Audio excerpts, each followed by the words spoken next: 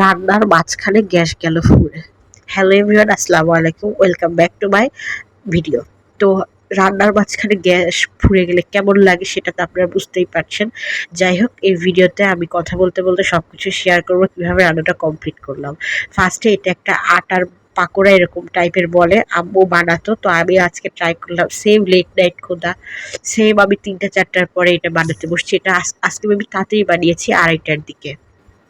তো যাই হোক, প্রথমে ভালো করে আটা, আমি যেহেতু একা খাবো তাই 1 কাপ আটা দিয়ে নিয়েছিলাম, একটু নুডলসের মশলা দিয়ে নিয়েছিলাম আর পেঁয়াজ দিয়ে নিয়েছিলাম, সাথে মরিচও দিয়েছি। আর হ্যাঁ, আমি কিন্তু হাত দিয়ে মাখিয়েছি, কারণ ডোটা যত ভালো হবে এটা কিন্তু খেতেও সফট হবে প্লাস মজা লাগবে। আর হাতটা কিন্তু অবশ্যই ভালো করে পরিষ্কার করে ধুয়ে নিয়েছি। আপনারা আজে বাজে কখনোই কমেন্ট করবেন না। তো ডোটা অনেক সুন্দর করে মিশাতে হবে যাতে করে এটা সফট হয়। এছাড়াও আমরা কিন্তু বেকিং পাউডার, কর্নফ্লাওয়ার দিব, একটু মচমচেও হবে। তো আপনারা প্রায় ভিডিও করতে খেয়াল করবেন, আমি ডোটা বারবার মাখাচ্ছি। এইটা বানানোর ক্ষেত্রে কিন্তু মাখানোটা খুবই দরকার।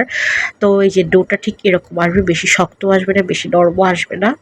তো এখনো আমি জানতাম না যে আমি মানে ভাজতে যাই এত বড় একটা বিপদে পড়বো। তো তারপরে আরেকটু একটু অ্যাড করলাম মরিচের গুঁড়া, কারণ আমি অনেক মরিচ দিয়েছি। এছাড়াও আমাদের বাসার লোকজন এত ঝাল খায় যা বলার বাইরে, আমি তার 1%ও ঝাল খাই না। তারপরে যে তেলটা গরম হওয়ার পর আস্তে আস্তে দিয়ে দিচ্ছি। এখনই ঘটতেছে যে আসল অঘটন, সেটা হলো অলরেডি আমি ভাজতেছি অল্প একটু, বেশি কিন্তু না। ভাজতে ভাজতে ভাজতে ভাজতে আমি নিচের দিকে খেয়ালই করি নাই যে গ্যাস নাই।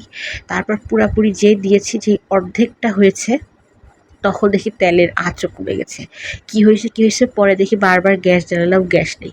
কি একটা বিপদ! একে রাত 3টা, তারপর লাগছে ক্ষুধা। তারপর এটা একটা অসহ্যকর একটা জিনিস, মানে এর থেকে মনে হয় ভাত রান্না করে খেলে অনেক দ্রুত করতে পারতাম। তারপর এটা করছি প্রথমবার, মানে কি করব। তারপর ভাগ্যিস ইন্ডাকশন ছিল, ইন্ডাকশন থাকার কারণে পরবর্তীতে মানে আমি ওটা ভেজে নিয়েছি। ওটা কোনো সমস্যা হয়নি, বাট খুবই একটি বেসিক সিচুয়েশন ছিল এটা। তারপর যাই হোক, এই যে এরকম একটু লাল লাল আসলে, আমি যদিও বেশি পুড়িয়ে ফেলেছি, এত অ্যাকচুয়ালি পুড়াবেন না, আমারটা একটু শক্ত শক্ত হয়েছিল। বাট এত বেশি না পুড়ালে এটা অনেক বেশি টেস্ট হবে। বাই দ্য ওয়ে, হয়তো আমি মানে গ্যাস ছিল না, বিভিন্ন কাহিনী করে বানানো হয়েছে।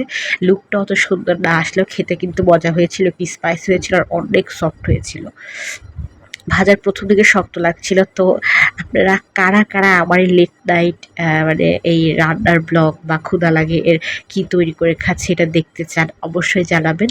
আর এই দেখুন, এই মানে ভিতরে এত বেশি সফট হয়েছিল, তো আমার অনেক হয়েছিল, আমি সকালেও রেখে দিয়েছিলাম, সবাই খেয়ে অনেক প্রশংসা করছে। তবে হ্যাঁ, এই পর্যন্ত আমি যেগুলো রান্না ট্রাই করেছি আলহামদুলিল্লাহ কোনোটাই ফেলে দেওয়ার মতো হয়নি, মানে খাওয়া গেছে, যেমন টেস্ট হোক খাওয়া গেছে।